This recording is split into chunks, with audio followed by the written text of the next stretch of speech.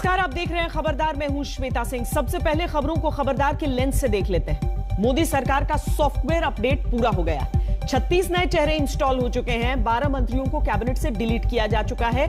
मंत्रिमंडल ने अपनी औसत उम्र भी 61 से घटाकर 58 साल कर ली। सुनने में ये बातें फिटनेस से भरपूर लगती हैं, लेकिन जमीनी हकीकत सरकारों की फिटनेस का टेस्ट लगातार करती है। अब चेहरे भले ही नए हो, लेकिन चुनौतियां वही पुरानी और गंभीर हैं। सवाल यह है कि क्या चाल बदलेगी? आज हम मोदी सरकार के चेंज और चैलेंज का विश्लेषण करेंगे और आपको नए कैबिनेट के फैसलों के बारे में बताएंगे। आज कैबिनेट की मीटिंग में कोविड मैनेजमेंट पर बड़ा फैसला हुआ और हेल्थ इंफ्रास्ट्रक्चर में सुधार के लिए बड़े पैकेज का ऐलान किया गया। कैबिनेट विस्तार के बाद नए मंत्रिमंडल को देखते ही तेल के दामों ने महंगाई की सलामी दी। देश के ज्यादातर शहरों में पेट्रोल के दाम शतक लगा चुके हैं। डीजल का दाम भी तेजी से बढ़ रहा है।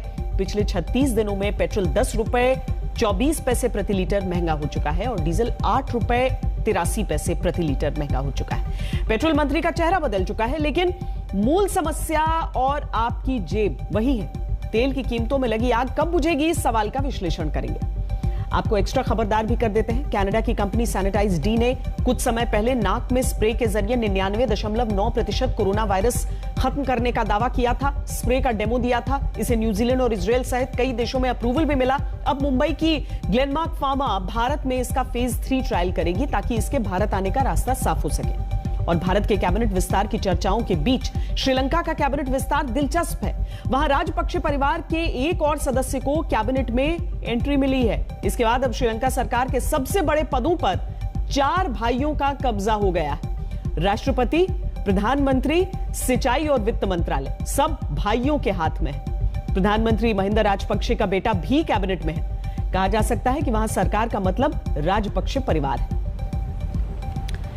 कोरोना की दूसरी लहर ने सरकार की इमेज को बहुत डेंट किया था। देश विदेश में बहुत आलोचना हुई थी, लेकिन इस बड़ी चुनौती से प्रधानमंत्री की टीम लड़ी। धीरे धीरे हालात कंट्रोल में आए। तो यह देखने की जरूरत थी कि सरकार में कहां पर क्या सही करने की जरूरत है।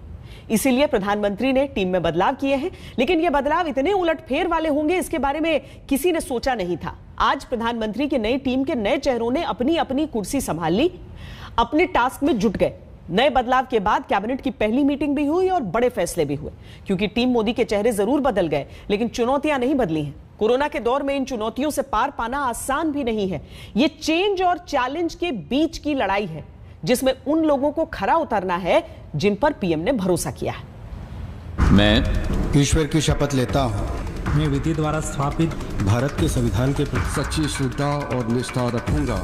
संविधान और विधि के अनुसार न्याय करूंगा। स्वास्थ्य मंत्री नए, शिक्षा मंत्री नए, श्रम मंत्री नए, रेल मंत्री नए, कानून मंत्री नए, आईटी मंत्री नए, पेट्रोलियम मंत्री नए। पीएम ने सब बदल दिया। बड़े बड़ों की छुट्टी कर दी। पुराने लोग चले गए, नए चेहरे आ गए, विभाग बदल गए, मंत्री बदल गए। लेकिन क्या इससे हालात बदलेंगे? ये बड़ा सवाल है, क्योंकि चुनौतियां तो वही हैं और चुनौतियां बड़ी हैं। यही नए चेहरों के सामने चैलेंज है। फिर चाहे वो मनसुख मांडविया हो, जिन्हें हर्षवर्धन को हटाकर स्वास्थ्य मंत्री बनाया गया, फिर चाहे वो धर्मेंद्र प्रधान हो, जिन्हें निशंक को हटाकर शिक्षा मंत्री बनाया गया, फिर चाहे वो भूपेंद्र यादव हो, जिन्हें संतोष गंगवार को हटाकर श्रम मंत्री बनाया गया, फिर चाहे वो अश्विनी वैष्णव हो, जिन्हें रविशंकर प्रसाद को हटाकर आईटी मंत्री बनाया गया, फिर चाहे वो किरण रिजिजू हो, जिन्हें रविशंकर प्रसाद की छुट्टी करके कानून मंत्री बनाया गया, फिर चाहे वो हरदीप पुरी हो, जिन्हें प्रमोट करके पेट्रोलियम मंत्री बनाया गया। स्वास्थ्य मंत्री के रूप में प्रधानमंत्री जी की अपेक्षा के अनुसार मैं काम करने की कोशिश करूंगा।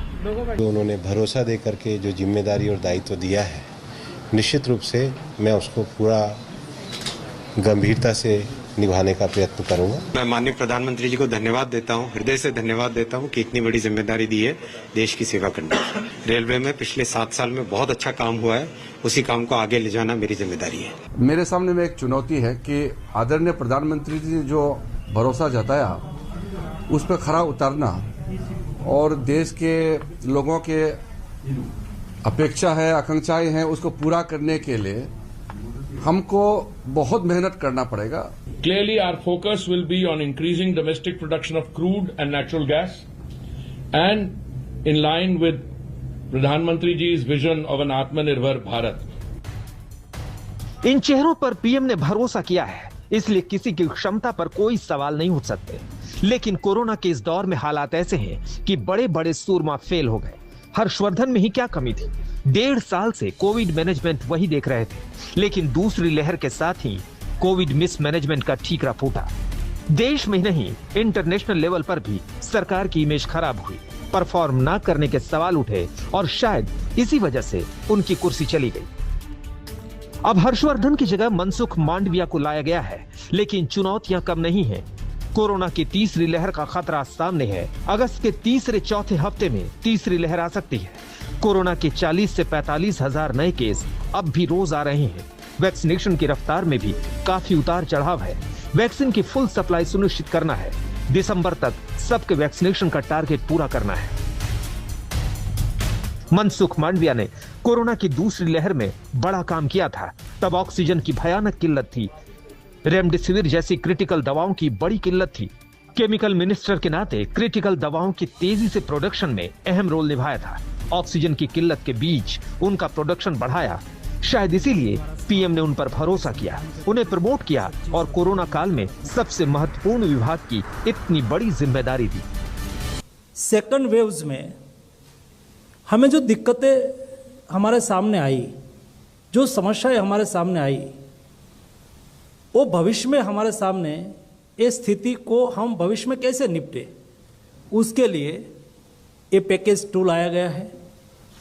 पैकेज 2 में कुल मिला के 23,123 करोड़ रुपीस, 23,000 करोड़ रुपीस का एक पैकेज है। भविष्य में कोविड बढ़े तो उसका सामना देश अच्छी तरह से और योजना पूर्वक कर सके, इस पैकेज के माध्यम से सुनिश्चित किया है। मुझे विश्वास है कि इस पैकेज का इम्प्लीमेंटेशन 9 महीने में किया जाएगा और भविष्य में कोविड की जो स्थिति बढ़े तो उसका हम अच्छी तरह से सामना कर पाएंगे। टास्क तो बड़ा है, कोरोना का खतरा भी कम नहीं हुआ है। स्वास्थ्य मंत्रालय में मनसुख मांडविया के साथ एक और नया चेहरा भारती पवार का है, जो राज्य मंत्री है। आप शायद भूल गए, लेकिन भारती पवार उसी नासिक के ढिंडोरी से बीजेपी की सांसद है, जहां अप्रैल में जाकिर हुसैन अस्पताल में ऑक्सीजन टैंक लीक हुआ था और 22 मरीजों की ऑक्सीजन की कमी से मौत हो गई थी। मैंने ऐसे भी कई, अभी लास्ट वीक मेरे क्षेत्र में मैंने डॉक्टर्स लोगों को फ़ोन किया कि क्या है अभी पेशेंट का ये अभी महाराष्ट्र में तो कम नहीं हो रहे पेशेंट, वैसे भी काफ़ी मात्रा में है। तो उन्होंने कह दिया कि अभी जो पेशेंट एडमिट है तो उनके घर में कहीं किसी की यहाँ शादी हुई है, तो ये ज़्यादा है अभी ये प्रमाण। तो मुझे लगता है ऐसे बातों पे ज़्यादा काम करके ध्यान में रखते हुए हम उसी तरह रोकने में कामयाब हो गए। और दूसरी ये बात कि जैसे कि केंद्र सरकार द्वारा वैक्सीनेशन फ्री में हम सब तक पहुंचाने की लगातार कोशिश में है। अभी अराउंड 36 करोड़ से ज़्यादा हमें वैक्सीनेशन सफलतापूर्वक हुए हैं। तो मुझे लगता है और ये बढ़ना चाहिए, बढ़ेगा भी, इस दिशा में काम भी हो रहा है। तो आज ऑनरेबल मनसुख भाई मांडविया ने और अभी मीटिंग भी की है, तो हम अभी वो यही कर रहे हैं, अपडेट्स लेने की कोशिश कि क्या हो रहा है और आगे जाके हमें क्या क्या करना है। ये सही बात है, अभी तो मंत्रालय को समझना है, सभी जानकारियां लेनी है। नए मंत्रियों ने अधिकारियों के साथ मीटिंग की, मंत्रालय के हालात को समझा है और इनके हिसाब से नई चुनौतियों के लिए खुद को जल्द से जल्द तैयार करना है। हिमांशु मिश्रा और कमलजीत संधू के साथ जितेंद्र बहादुर सिंह, दिल्ली, आज तक। आज कैबिनेट की मीटिंग में कोविड मैनेजमेंट पर बड़ा फैसला हुआ। हेल्थ इंफ्रास्ट्रक्चर में सुधार के लिए बड़े पैकेज का ऐलान किया गया। हेल्थ इंफ्रास्ट्रक्चर सुधारने के लिए अगले 9 महीने में 23,123 करोड़ रुपए खर्च किए जाएंगे। पूरे देश में कोविड डेडिकेटेड हॉस्पिटल्स और हेल्थ सेंटर्स के लिए 15,000 करोड़ रुपए केंद्र देगा, 8,000 करोड़ रुपए राज्यों से आएंगे। इससे देश के सभी 736 जिलों में मेडिकल इंफ्रास्ट्रक्चर मजबूत किया जाएगा। करीब 2,40,000 नॉर्मल बेड तैयार किए जाएंगे, करीब 20,000 आईसीयू बेड्स तैयार किए जाएंगे। आईसीयू बेड्स में 20% बेड्स विशेष तौर पर बच्चों के लिए बनेंगे, क्योंकि आगे तीसरी लहर का खतरा है और बच्चों को इस लहर से बचाने की चुनौती है। दूसरी लहर में ऑक्सीजन और दवाओं की भयानक किल्लत हुई थी। लोग ऑक्सीजन के बिना तड़प रहे थे, जरूरी दवाएं नहीं मिल रही थीं। कैबिनेट में जिस हेल्थ पैकेज पर चर्चा हुई उसमें यह भी फैसला हुआ कि जिला स्तर पर ऑक्सीजन स्टोरेज बनाए जाएंगे, दवाओं का स्टोरेज बनाया जाएगा।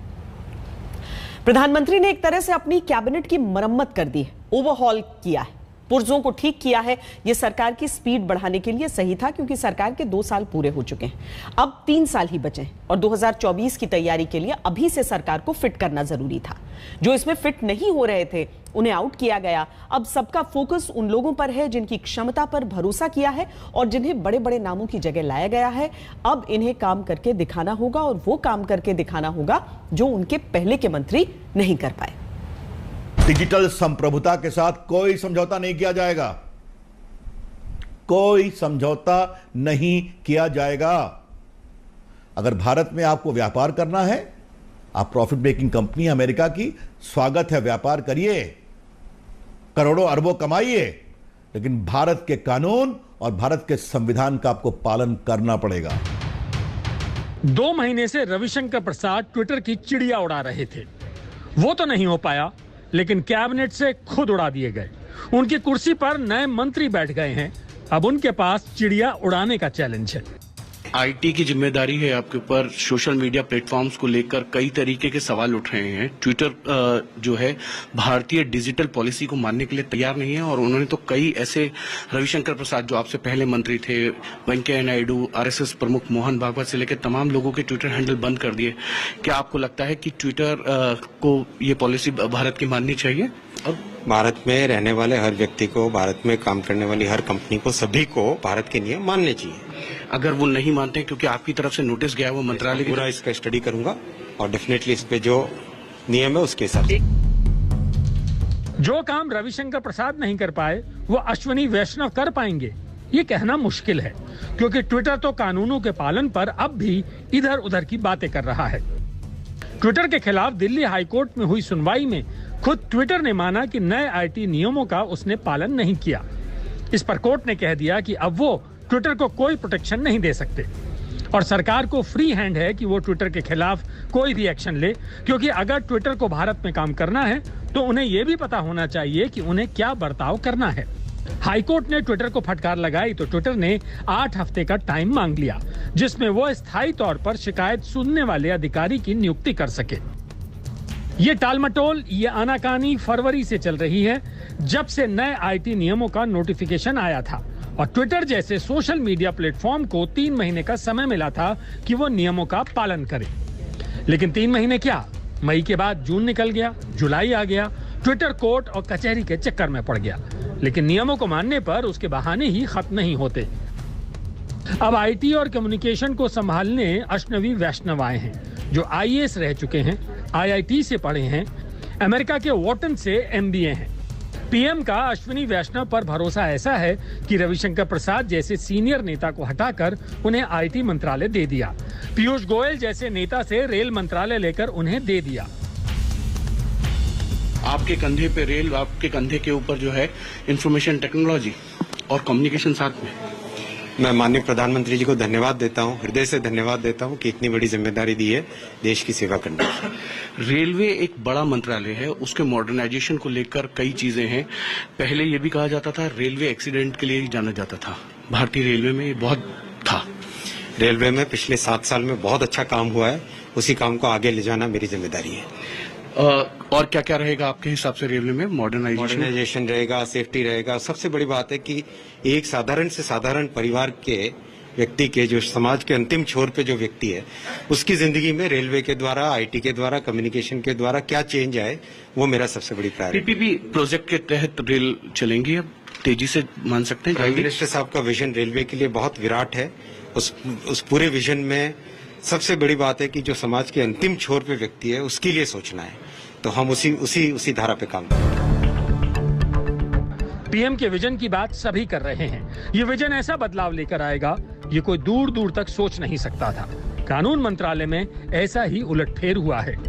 रविशंकर प्रसाद तो खुद वकील हैं, कानून के एक्सपर्ट हैं, लेकिन उनकी छुट्टी हुई तो कानून मंत्रालय किरण रिजिजू को दे दिया गया। ये चौंकाने वाला फैसला था। उससे पहले मैं गृह राज्य मंत्री रहा है पिछली सरकार के समय में, तो उस समय में कानून मंत्रालय से काफी क्लोज रहा है, होम मिनिस्ट्री का। तो जिम्मेदारी तो कहीं भी मिलेगा, हम अपना काम को दिल लगा के काम करना है, तो यही हमारा एक जीवन का मकसद है। इसलिए नई मंत्रालय का जिम्मेदारी लेने से मुझे एक नई तरीके से काम करने का, सीखने का, देश के लिए काम करने का मौका मिलेगा। कानून मंत्रालय सुप्रीम कोर्ट और हाई कोर्ट में जजों के ट्रांसफर, पोस्टिंग और प्रमोशन में अहम रोल निभाता है। 3 अहम चुनौतियां इस वक्त हैं। पहली ये कि सुप्रीम कोर्ट और हाई कोर्ट में खाली पद भरने हैं। दूसरे, न्यायिक अधिकारियों की नियुक्ति करनी है। तीसरी ये कि कोरोना काल में जुडिशियल इंफ्रास्ट्रक्चर और टेक्नोलॉजी को अपग्रेड करना है। चुनौती तो कोई ऐसी नहीं है, लेकिन हर छोटे काम को बड़ा समझ के ही करना चाहिए और कानूनों का सरलीकरण होना चाहिए। और देश काल परिस्थितियों के अनुसार जिस प्रकार से संविधान में भी संशोधन राष्ट्र हित में और जनहित में होते रहते हैं, इस प्रकार से कानूनों में भी। इसके अलावा 3 और अहम मंत्रालय जिनके चेहरे बदले गए और जिनके सामने कोरोना के इस दौर में सबसे ज्यादा चुनौतियां हैं, उनमें श्रम मंत्रालय, शिक्षा मंत्रालय और पेट्रोलियम मंत्रालय हैं। क्योंकि सवाल रोजगार का है, शिक्षा का है, तेल की महंगाई का है। पेट्रोलियम मंत्रालय धर्मेंद्र प्रधान से लेकर हरदीप पुरी को उस वक्त दिया गया है जब पेट्रोल 100 के पार बिक रहा है। डीजल भी कहीं 100 के पार हो चुका है। इस महंगाई के साथ सवाल रोजगार का भी हो, क्योंकि कोरोना की दूसरी लहर ने कमर तोड़ दी। काम धंधे बंद हो गए, नौकरियां चली गईं। श्रम मंत्रालय में अब भूपेंद्र यादव आए हैं। इसी तरह से चुनौती शिक्षा मंत्रालय में भी है, जहां रमेश पोखरियाल निशंक की छुट्टी करके धर्मेंद्र प्रधान को जिम्मेदारी दी गई। कोविड में स्कूल भी 1.5 साल से बंद हैं। शिक्षा मंत्रालय के मिसमैनेजमेंट की वजह से ही इस साल परीक्षाएं नहीं हो सकी और किसी तरह से छात्रों का रिजल्ट तैयार किया गया। अब चुनौती यही है कि पूरी व्यवस्था को कैसे फिर से पटरी पर लाया जाए। दिल्ली में हिमांशु मिश्रा, अशोक सिंघल और जितेंद्र बहादुर सिंह के साथ आज तक ब्यूरो। मोदी सरकार के कल के विस्तार को खबरों के कई लेंस से समझने की कोशिश की जा रही है। खबरदार में हमने एक दिलचस्प विश्लेषण तैयार किया है कि टीम मोदी में आखिर वो कौन कौन से चेहरे हैं जो एनडीए के पहले दौर यानी अटल बिहारी वाजपेयी की सरकारों में मंत्री रहे। टीम अटल में रह चुके अब ऐसे सिर्फ 4 नाम हैं जो मोदी सरकार में भी शामिल हैं। रक्षा मंत्री राजनाथ सिंह, अल्पसंख्यक मामलों के मंत्री मुख्तार अब्बास नकवी, टूरिज्म राज्य मंत्री श्रीपद यशो नाइक और जल शक्ति राज्य मंत्री प्रहलाद सिंह पटेल मोदी के मौजूदा मंत्रिपरिषद में जिम्मेदारी संभाल रहे हैं। कल के फेरबदल में टीम अटल के 3 ऐसे चेहरे हैं जिन्हें टीम मोदी से आउट किया गया। यह है रविशंकर प्रसाद, डॉक्टर हर्षवर्धन और संतोष गंगवार। टीम अटल के चेहरे मेनका गांधी, उमा भारती, सुरेश प्रभु, राजीव प्रताप रूडी, अनंत गीते और बंडारू दत्तात्रेय मोदी की पहली सरकार में मंत्री थे लेकिन अब सरकार में नहीं है। टीम अटल के अरुण जेटली, सुषमा स्वराज और अनंत कुमार मोदी की पहली सरकार में मंत्री रहे लेकिन अब इनका निधन हो चुका है। अटल सरकार में रहे रामविलास पासवान ऐसे नेता रहे जिन्हें पीएम मोदी की दोनों सरकारों में रहने का मौका मिला। पिछले साल रामविलास पासवान का निधन हो गया था। टीम अटल के वेंकैया नायडू पहली मोदी सरकार में मंत्री थे लेकिन अब देश के उपराष्ट्रपति। अटल सरकार में मंत्री रही सुमित्रा महाजन पहली मोदी सरकार के दौरान लोकसभा स्पीकर थी। अब टीम अटल के उन चेहरों को भी जान लेते हैं जिन्हें मोदी सरकार में मौका नहीं मिला। ये हैं लालकृष्ण आडवाणी, मुरली मनोहर जोशी, यशवंत सिन्हा, अरुण शौरी और शहनवाज हुसैन। एक ब्रेक के लिए रुक रहे हैं। ब्रेक के बाद आपको बताएंगे कि नए पेट्रोलियम मंत्री को पहले ही दिन कैसे पेट्रोल और डीजल की कीमतों ने महंगाई की सलामी दी। थोड़ा सा इंतजार, आप रहिए खबरदार।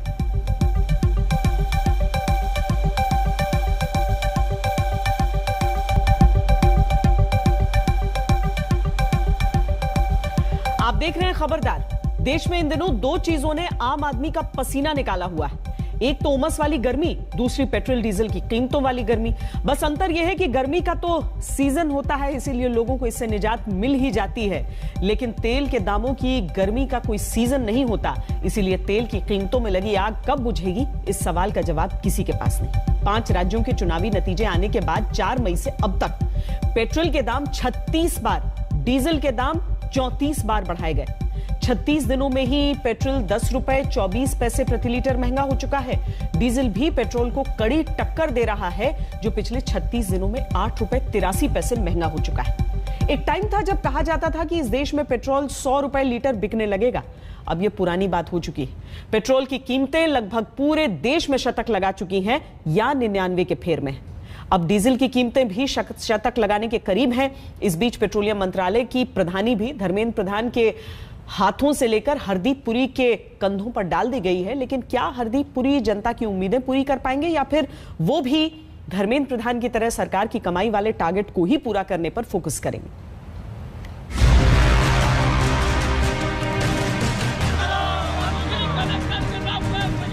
इधर पेट्रोलियम मंत्रालय के नए प्रधान पहले दिन चार्ज ले रहे थे, उधर पेट्रोल के दाम एक बार फिर रिचार्ज हो गए।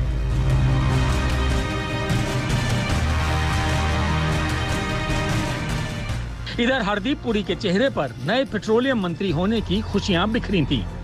उधर तेल और रसोई गैस की महंगाई से आम जनता के चेहरे पर मायूसी छाई थी।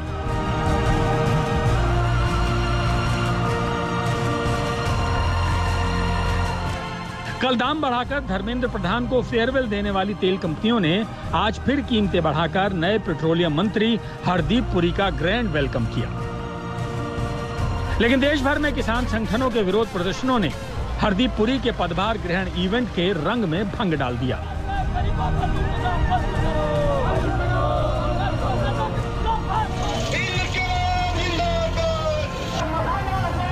और हम मांग करते हैं कि जल्द से जल्द डीजल के, पेट्रोल के, रसोई गैस के दाम, तेल के खाने वाले के उनके दाम कम किए जाए और डीजल पे किसानों को 50% सब्सिडी दी जाए। जो मोदी सरकार सत्ता में आने से पहले कहती थी कि बहुत हुई पेट्रोल डीजल की मार, अब की बार मोदी सरकार, तो अब मोदी सरकार 2014 में सत्ता में आने के बाद पूरे देश का तेल निकाल दिया, पूरे तरीके से देश की जनता को बर्बाद कर दिया है। वैसे टाइमिंग देखिए, नए पेट्रोलियम मंत्री हरदीप पुरी को पेट्रोलियम मंत्रालय तब मिला है दिल्ली में पेट्रोल 100 रुपए 59 पैसे लीटर, मुंबई में 106 रुपए 59 पैसे लीटर, कोलकाता में 100 रुपए 62 पैसे प्रति लीटर, चेन्नई में 101 रुपए 37 पैसे लीटर, जयपुर में पेट्रोल 107 रुपए 36 पैसे, भोपाल में 108 रुपए 88 पैसे लीटर और बेंगलुरु में 103 रुपए 93 पैसे।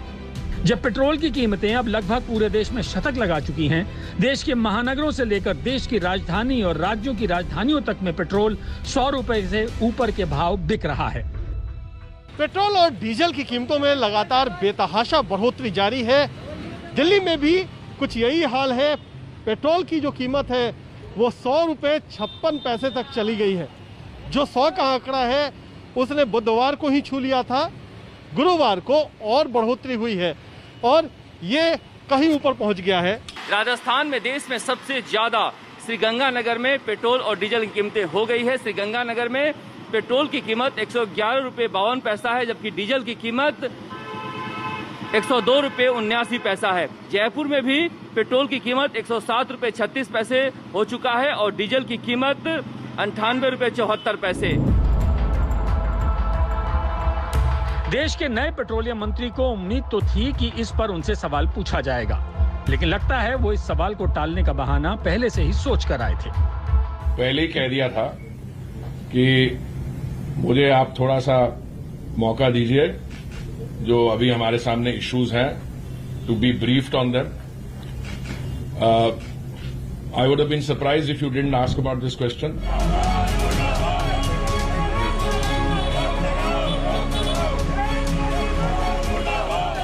7 साल तक लगातार तेल की कीमतों में लगी आग से भड़कती जनता को ठंडा रखने के जुगाड़ में लगे धर्मेंद्र प्रधान तो झंझट से मुक्ति पा गए हैं। अब तेल के बढ़ते दामों का बोझ जस्टिफाई करने की जिम्मेदारी हरदीप पुरी के कंधों पर आ गई है। उन्होंने 2 बातें क्लियर कर दी हैं। पहला ये कि वो धर्मेंद्र प्रधान के रास्ते पर ही पेट्रोलियम मंत्रालय को चलाएंगे और दूसरी ये कि वो पीएम मोदी की उम्मीदों पर खरा उतरने की कोशिश करेंगे। In the last 7 years, under the able guidance of Shri Dharmendra Pradhan ji and before that of his predecessor, a number of path-breaking reforms and initiatives have been introduced in this sector. My effort will be to take those forward and to fulfill the expectations of the Prime Minister. अब हरदीप पुरी की इस बात का क्या मतलब निकाला जाए? क्या हरदीप पुरी भी तेल के बढ़ते दामों के लिए उन्हीं तर्कों का सहारा लेंगे जिनका जिक्र धर्मेंद्र प्रधान अक्सर किया करते थे और जो जनता के गले नहीं उतरते थे? जिस प्रकार की सरकारों के खर्चे बढ़े हैं, राज्य सरकार हो या केंद्र सरकार हो, कोरोना की महामारी की विभीषिका के कारण अर्थनीति ठप हो गया था। लोगों को रोजगार दिलवाना, लोगों की स्वास्थ्य चिंता करना, विकास कामों में तेजी लाना, अर्थनीति को पटरी में लाना, इसीलिए सरकार की व्यय बढ़ी है। इसीलिए थोड़ा टैक्स के कारण लोगों को भी कष्ट है। कुल मिलाकर ये तेल की बढ़ती कीमतों पर सहन शक्ति का टेस्ट है और यहाँ आपको ये समझ लेना चाहिए कि पेट्रोलियम मंत्री के बदलने का तेल की कीमतों से कोई संबंध नहीं है। दिल में दाम कम होने की उम्मीद रखना भारी पड़ सकता है। आज तक ब्यूरो। अब नए पेट्रोलियम मंत्री हरदीप पुरी पेट्रोल डीजल की कीमतों पर क्या करते हैं ये बाद में पता चलेगा। अभी तो पेट्रोल डीजल की महंगाई को लेकर किसान सड़कों पर उतर आए हैं। आज पंजाब और हरियाणा के किसानों ने पेट्रोल डीजल और रसोई गैस की कीमतों में बढ़ोतरी के खिलाफ प्रदर्शन किया। इस दौरान दिल्ली के तीनों बॉर्डर पर जमा किसानों ने महंगाई को लेकर भी विरोध जताया। ये प्रदर्शन संयुक्त किसान मोर्चा ने बुलाया था, जो तीनों कृषि कानूनों के खिलाफ दिल्ली की सीमाओं पर चलाए जा रहे आंदोलन की अगुवाई कर रहा है। आज सुबह 10 बजे से दोपहर 12 बजे तक प्रदर्शन का आह्वान किया गया था। इसमें शामिल किसान प्रदर्शनकारियों ने जगह जगह अपने ट्रैक्टर और अन्य वाहन सड़क के किनारे खड़े कर दिए और पेट्रोल, डीजल और रसोई गैस की बढ़ती कीमतों को लेकर केंद्र सरकार के खिलाफ नारेबाजी की।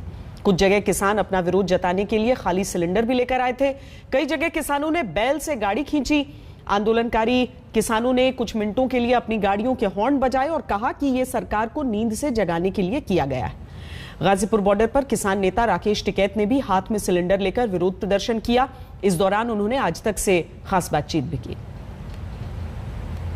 आपकी जो मांग है वो 3 कृषि कानूनों को लेकर, एमएसपी को लेकर के थी, तो ये सब कहां से आ गया? क्यों? इसके जब पैसे भरवाते हैं यहाँ पे भंडारे के लिए और गाँव में भरवाते हैं, तो ये पैसे कहाँ से आते हैं? ये तो जेब से ही तो जाते हैं। मतलब अच्छा महंगी चीज हम खरीदते हैं, हम आवाज भी ना उठावे। हम जनता भी हैं और हम किसान भी हैं। भाई जब से सरकार इनकी आई 7 साल में सिलेंडर का रेट दुगना हो गया। हमारी फसलों का रेट भी दुगना कर दो, हम नहीं कहने के। जिस हिसाब से इसके रेट बढ़े उसी हिसाब से कर दो।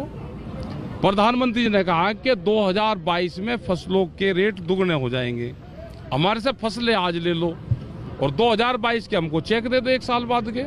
लेकिन आप कह रहे हैं कि 22 तारीख से संसद की तरफ जाएंगे। तो कुछ बात बनेगी क्या? लग रहा है कि आप संसद की तरफ बढ़ोगे तो कुछ बात भी बढ़ेगी। हाँ, कुछ ना कुछ तो होगा भाई। रोड़ा रुक्का होगा, कुछ होगा, बात होगी, नहा होगी, हाँ होगी, जाएंगे नहीं जान देंगे, तो कुछ ना कुछ तो होगा। बहुत सारे मंत्री बदले हैं, लेकिन जो आपसे बात कर रहे थे, कृषि मंत्री हो, पीयूष गोयल साहब हो, वो अब भी वहीं पर हैं। तो आपको उम्मीद है क्या कि बात फिर से सरिये चढ़ेगी या? और चढ़ जाएगी। हम क्या को मंत्री बदलवाने के लिए बैठे हैं यहाँ पे? किसी का क्यों मंत्रालय चुनाव है, बहुत मुश्किल से मिले। कुछ बात बता दे, उसे काट छांट के अगर हमारी यहाँ पे भीड़ आ जा तो कह लगे टिकैत का टिड्डी दल आ गया। ये किसान टिड्डी दल है? बताओ भाई, टिड्डी दल है क्या? किसान देश को अनाज देता हो, टिड्डी दल वो होता है कि वो फसलों को खाता है। हम तो अनाज देते हैं। पेट्रोल डीजल के बाद अब दिल्ली एनसीआर में सीएनजी और पीएनजी के दामों में भी आग लग गई है। दिल्ली में सीएनजी के दाम 90 पैसे बढ़कर 44 रुपए 30 पैसे प्रति किलो हो गए हैं और घरेलू उपयोग के लिए पीएनजी की नई कीमतें 29 रुपए 66 पैसे प्रति एससीएम होंगी। इसमें 1 रुपए 25 पैसे की बढ़ोतरी की गई है। आज कैबिनेट ब्रीफिंग में मोदी सरकार ने एपीएमसी के माध्यम से किसानों को बड़ा फायदा देने का ऐलान किया। सरकार 1 लाख करोड़ रुपए मंडी के जरिए किसानों को देगी। कृषि मंडियों को और मजबूत करने के लिए सरकार की तरफ से और संसाधन दिए जाएंगे। वहीं कृषि मंत्री नरेंद्र तोमर ने भी यह दोहराया कि एपीएमसी को खत्म नहीं किया जाएगा। सरकार किसान नेताओं से कृषि कानून वापस लेने के अलावा सभी मुद्दों पर बात करने को तैयार।